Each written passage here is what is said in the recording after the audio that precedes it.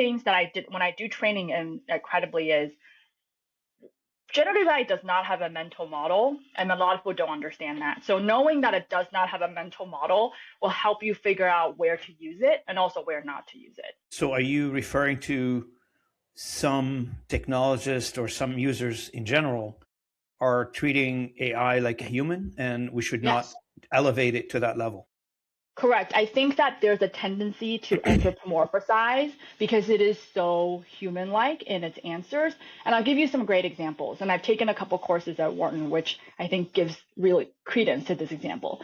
There's a theory called the jagged edge, right, of performance, which is basically you can teach a model to do one thing really well, but the thing next to it, the adjacent thing next to it that you also think it should be able to do very well, it does not do very well. So there are great examples, as people already know, of generative AI's inability to create images of people who are left-handed because it's not in its training data. Even though in the real world, there's many more left-handed people than you would encounter. My daughter's I tried that with right? me. I'm a left-handed. Yeah, it's very hard. Even the latest models have a really hard time doing that.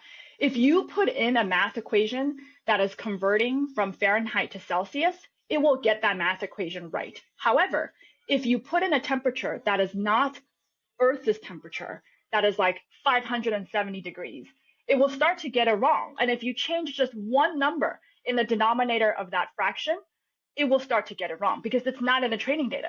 This is not an issue that exists with humans who have a mental model because you can actually generalize. If I teach you how to do 3-digit multiplication, you also know how to do 2-digit multiplication because it's along the same way about how your brain functions. You can actually generalize in a way that makes sense.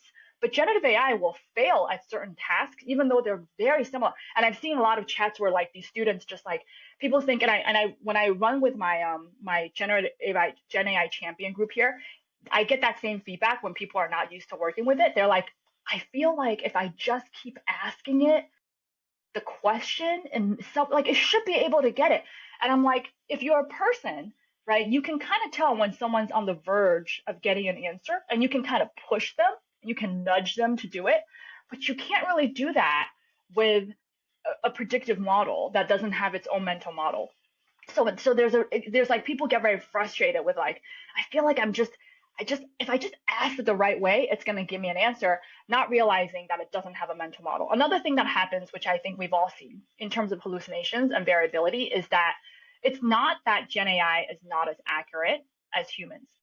A lot of times it's more accurate and it's more consistently accurate. However, the issue is in the times where it's wrong, it's unpredictably wrong in a way that humans would never be wrong.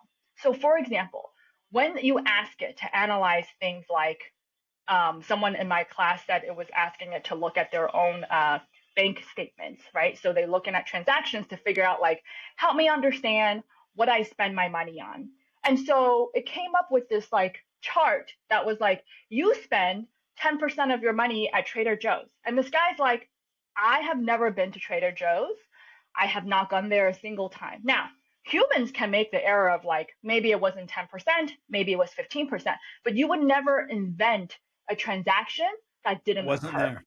So this really, I think, throws people for a loop where they see the errors. It's not, again, and we'll get into metrics and ROI, and this is where things start to get really interesting because it can be right and consistent in really good ways, but when it's wrong in a ways that humans can't understand. And that's where it creates additional liability, and that's where it creates errors and which you can't de-risk for because you don't understand how they would have occurred in the first place. So these are things I find to be very interesting and like actually working with generative AI.